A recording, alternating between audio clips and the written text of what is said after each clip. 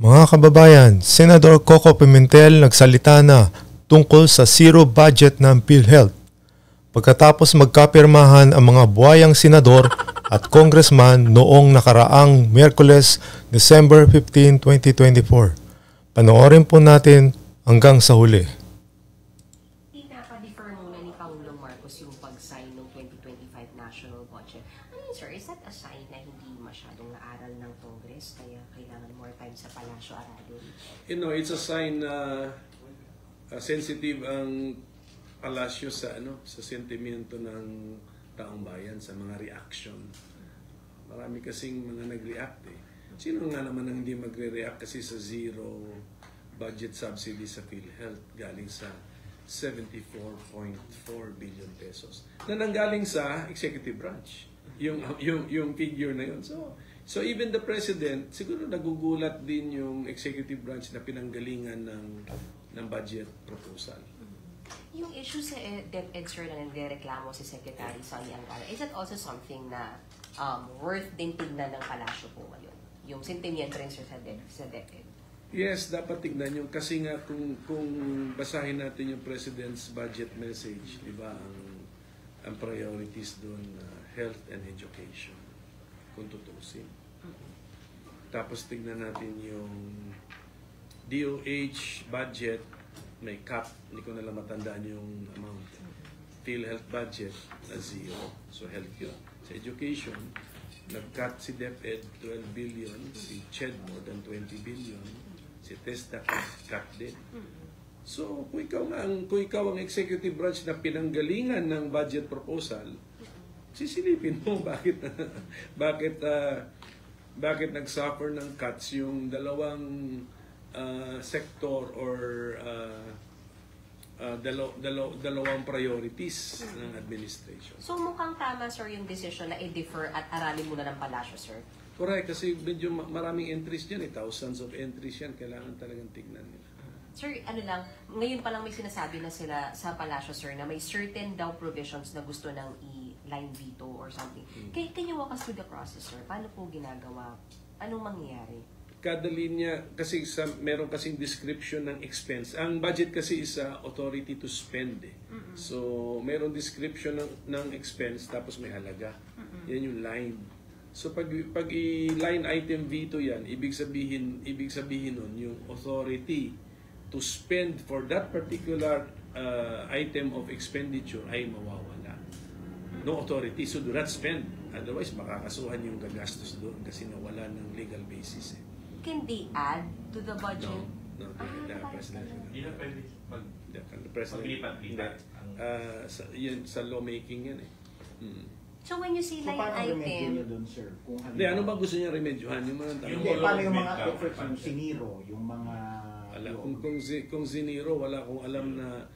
Kung ziniro ng Kongreso, wala akong alam na technique na pwedeng baguhin ng executive branch yung zero na entry na yon, because that's legislating. Paano kung may existing, pero kung entry? Kunyari merong isang expenditure, lagyan natin sa infrastructure, kasi ang suspetsya ko baka sa infrastructure ang merong line item dito sa DPWH budget para pababain, para hindi niya lalampasan si education. Posible yun eh. Okay. Posible yun. So, yun ang gagawin. So, kung mag-line item dito sa mga line items about infrastructure na may mga amounts dito, pag nabito ngayon yun, ibig sabihin nun wala na legal basis to spend those amounts, i-minus na yun sa 1.1 trillion ng infrastructure budget to come up with a new total for infrastructure expenditure. Tapos kung mas mababa yan sa education sector na total budget, ibig sabihin compliant tayo sa Constitution where it is stated that education shall enjoy the highest budgetary priority. Sir, yung 1 trillion, sir, yung defense, sir, di ba? Yung pag finito, tanggal na yung entry. So, for example, kung i-veto yung dinagdag na 288 sa DPWH, so that's going to be 1.113 minus 288. Correct. Pero sir, hindi yun yung tinanggal doon sa isang agency, hindi pwedeng ilipat. Oo. legislation yun eh. Pero sir, saan mo pupunta yung Oo nga. Saan mo pupunta Wala yung naman, minusan yung budget. It will be a lesser, it will be, huwag tayo magpanik na nalilesen ang budget, ibig sabihin nun, lessen din ang kailangan borrowing, hindi ba? Sir, yung Kasi negative, ano tayo, deficit budgeting tayo. Sir, yung defense na umabot ng 1 trillion, yun pwede rin yung bawasan, sir. Yung defense, sir, umabot yun ng 1 trillion, diba? Hindi ko alam, DPWH. DPWH, yeah. So, sila talaga yung pwedeng bawasan. Pag nabawasan yun, come up with a new total, if it's lower than the education sector's total, then we can say we are compliant with the directive ng Constitution. Yung GAA, of course, isa law. Tapos may existing law, yung syntax and literacy, which says na dapat yung collection from syntax mapupunta sa PhilHealth. Correct. Pwede ba siya, sir, i-override, i-supersede ng GAA regarding kung saan niya gagawin yung pera na yan? Yung GAA, bali, hindi niya in-amend yung formula na nandun sa syntax. Hindi niya pwedeng i-amend yun.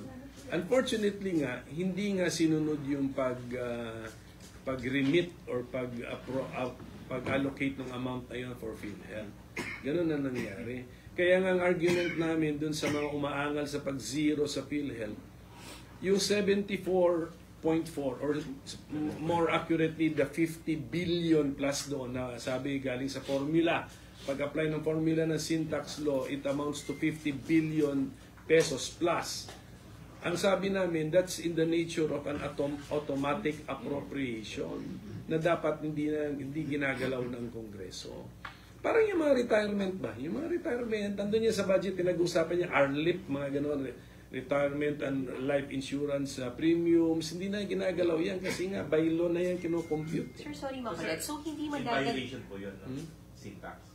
Yes, so we are not, in effect, we are not implementing the syntax law. Oh. But hindi ibig sabihin nun na in-amend si syntax law na nabaliwala na yung mga formula na yun. Andun pa rin yun. Sir, so in effect, hindi madadag...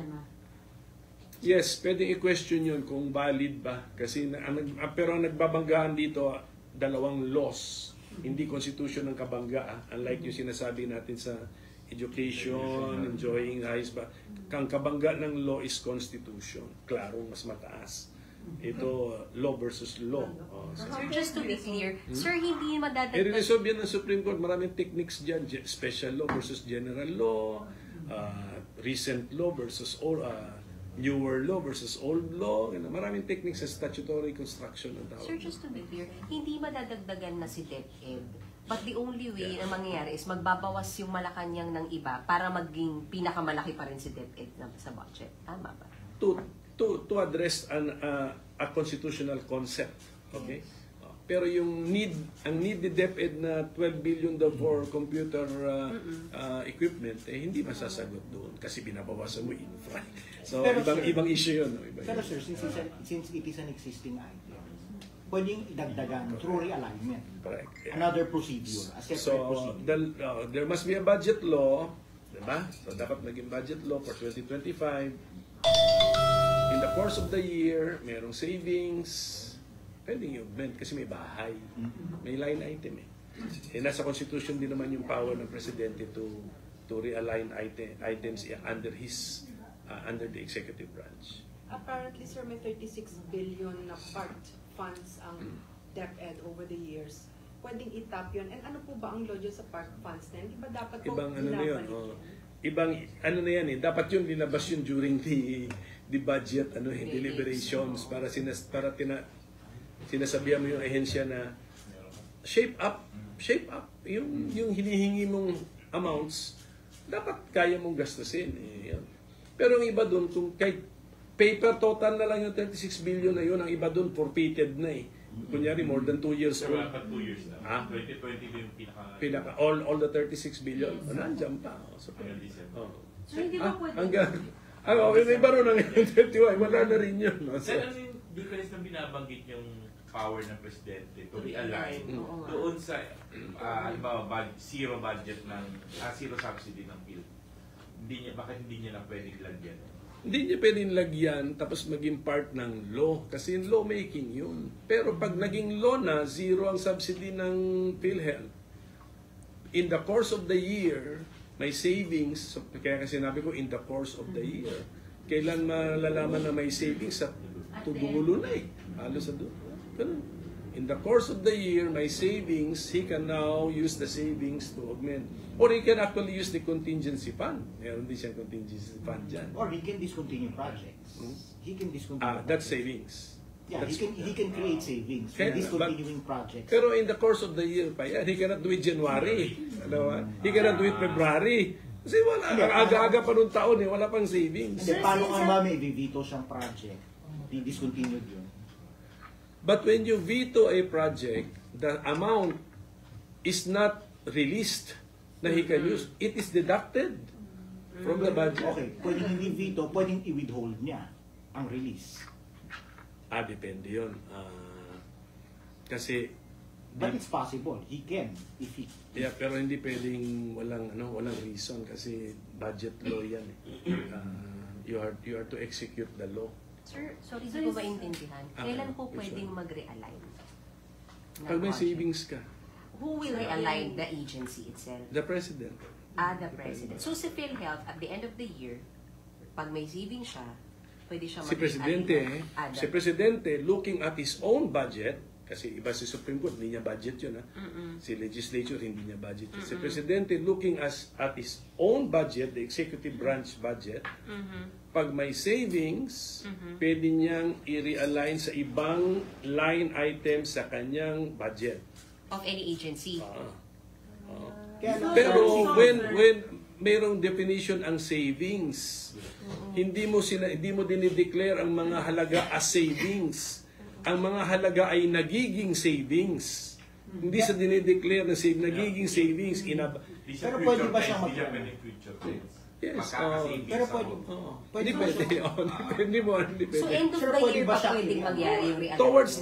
Towards the end of the year. Sir, Pwede ba siya mag-realign dun sa zero item ng subsidy Actually, sa PhilHealth?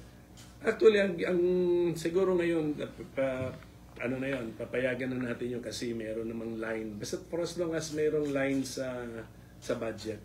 Kasi dati, May line po ba talaga? ay, Kasi check kung natin kung may line kasi kung talaga. siniro, Kasi or ang dating deleted. ginagawa dyan, nag-iiwan ka talaga ng amount 1,000 para may bahay nga sa budget. Pero kung walang line, as what RG is Wala, you cannot. you cannot realign to something that has... That's legislating. So, sir, kung may savings sa 2024 budget, pwedeng gamitin ng Pangulo. Savings Para punan yung sa zero. 2024 budget. Tama, pwede. Kasi 2-year life term yan eh. Then how about yung sa computerization program ng DepEd? How do you cure that? Minus 12, di ba? Minus 12 billion. 10, minus 10B. He cannot cure it immediately kasi legislation yun eh. So, in the course of the year, kung priority niya talaga yun and there are savings, doon niya i-realign yung amounts. Same with PhilHealth yung damagit. Same with PhilHealth. Sir, hindi po ba pwedeng, since nag-delay yung pirmahan, ipatawag niyo ulit yung BICA members Pwede. para ayusin Pwede. na lang? May Pwede. time pa, sir?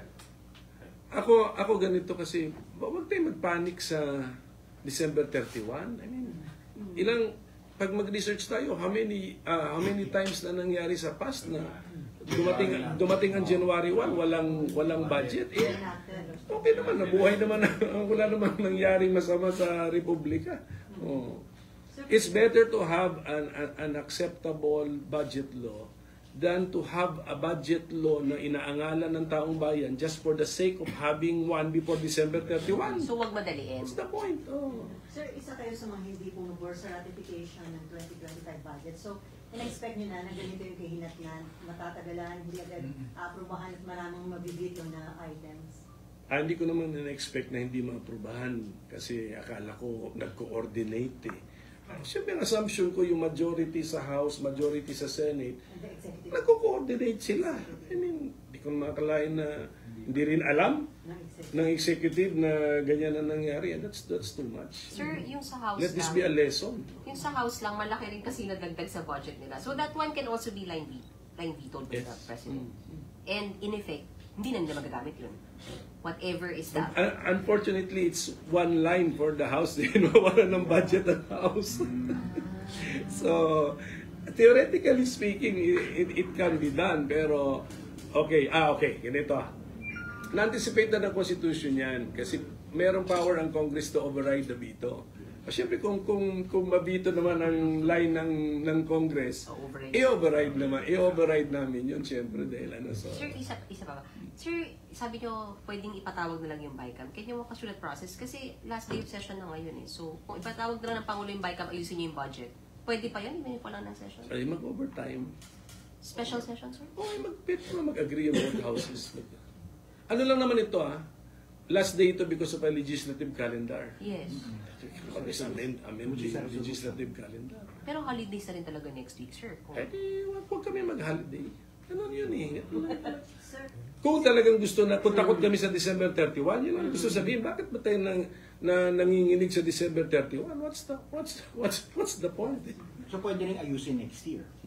Yes. Hindi ba dangerous ang reenacted budget on an election year, sir? Bakit? Well, they Or- can use some of the items for other purposes. Magbabantayan na lang tayo. Magbabantayan tayo na walang abuse. Are you saying you're okay with a reenacted budget? Kesa itong budget ngayon na maraming angal ng tambayan. Hindi, ayusin natin tong budget na ito. Pero wag natin pilitin na It doesn't have to be done before December. just for the sake of having a budget because takot tayo sa December 31. Why? Well, hindi naman ito anong tawag doon? Y2K? Nakita niyo na ba yung ratified version ng GAP? Sir, some are Pero saying na political budget daw ito kasi maraming mga programs na kinakailangan ng endorsement ng mga politiko like the AKAP. So, ganun rin ang tingin niyo. Dapat bawal yun. Ay, sir, yung Bawal yung endorsement. line item sa ACAP, pwedeng i-veto ng Pangulo. Pwede ibite. Pwede ibite. So, dun sa mga nabasa niyo, which budget item do you find most contentious and questionable? Hindi, sa constitutional issues ako nakatingin eh. So, number one, infra over education. Number two, yung program. Tapos, kasi from program, binabasa ang program, nakakreate na ng space na. At yung MPBF, binabaan na yun. So, nakakreate na ng space doon. Fiscal space. Yung PGF, nakakreate na ng space doon. Si PhilHealth Ginero, nakakreate na ng space doon. Ang daming na-create na space, saan pumunta? Kasi napuno yung, ganun yun yung sinasabi ko, yung program appropriations kasi ang suma total parehas lang eh. So nag-create ng space from the President's budget, nag-create ng space dito na malaki sa Congress version, napunuan din yun eh. So ano yung mga pinuno doon? So yun ang kailangan ipaliwanag. Then you previously questioned yung AKAP, specifically Kinesis. Kasi you were saying na this was not the idea of DSWD and yet pinasok sa kanila noong 2024. Correct. It happened again sa 2025. As predicted. Wala sa NEPO. As predicted na nangyari ulit. No? May access na daw ang Senator, sir, dun sa AKAP. Hindi yun ang tamang sagot. No? Kung mali ang programa, hindi ang tamang sagot may kasama ng Senado sa maling programa. Kasi nga meron tayong 4-piece program for the poorest of the poor. Meron niyang waiting list. Ngayon nag-imbento ng AKA program for the doon sa mga nahihirapan pero meron yung sweldo.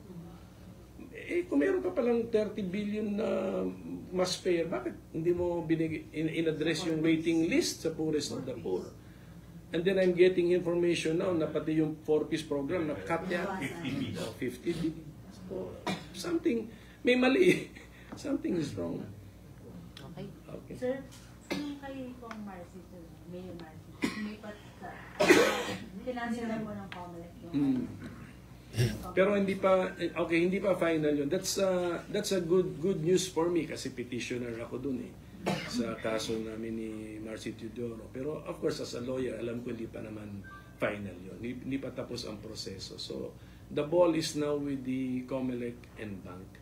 Pero pasalamat din ako sa COMELEC Division at mabilis ang pag-decide nila. Siguro doon sa mga easy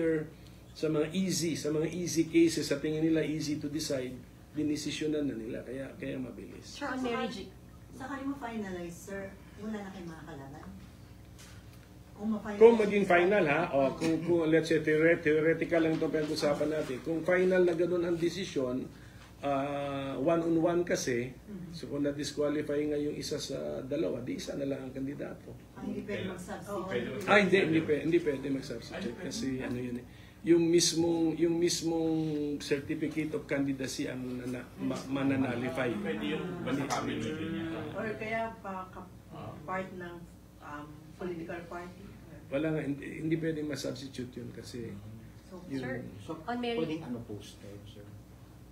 yun ang posibleng resulta, pero mahaba pa ito ay, na kailan proseso. malalaman pala, sir? Sorry, kailan po malalaman yung final? Hindi natin kontrolado yan kasi may Walang timeline, sir, para mag-decide, final decision.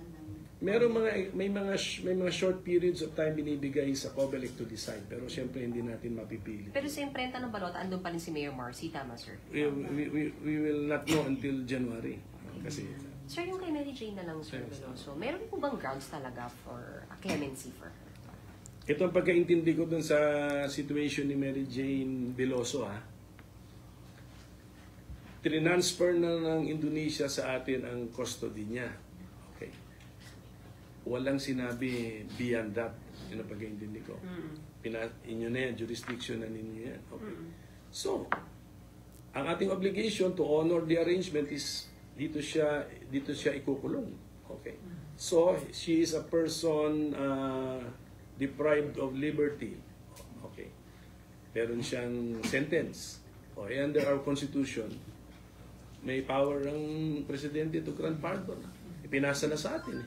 So, diyan ang pagkaintindi ko dyan. So, pasok na siya ngayon sa ating legal system, sa ating sistema. Pumayag ang Indonesia Sa inyo na yan. So, whatever is the power of the president under the Constitution, he can exercise. So yung effort na ginawa nila kay Mary Jane, dapat gawin din sa iba pang OFW na may the same case. Pero ibang bansa na kausap mo. So, kung mapansin ninyo, si Indonesia is, ang dapat siguro tawagin natin sa Indonesia is Big Brother Indonesia. Ibang relationship natin sa Indonesia. Pero tama yun. If we can ask up yung mga ganyan, ito nga, galingan ng Indonesia, hindi nga ito exchange. Walang kapalit na Indonesian prisoner dito. Talagang out of parang goodwill ng Republic of Indonesia. But of course, they can always ask in the future. Yes, and I believe that ganun dapat tayo. We should reciprocate. Ganun naman yun. Okay? Sir, salamat po. Thank you. Yan po mga kababayan, ano po masasabi nyo dito sa video ito? Mag-comment lang po sa baba, mag-like and share, subscribe sa ating YouTube channel. Maraming salamat po.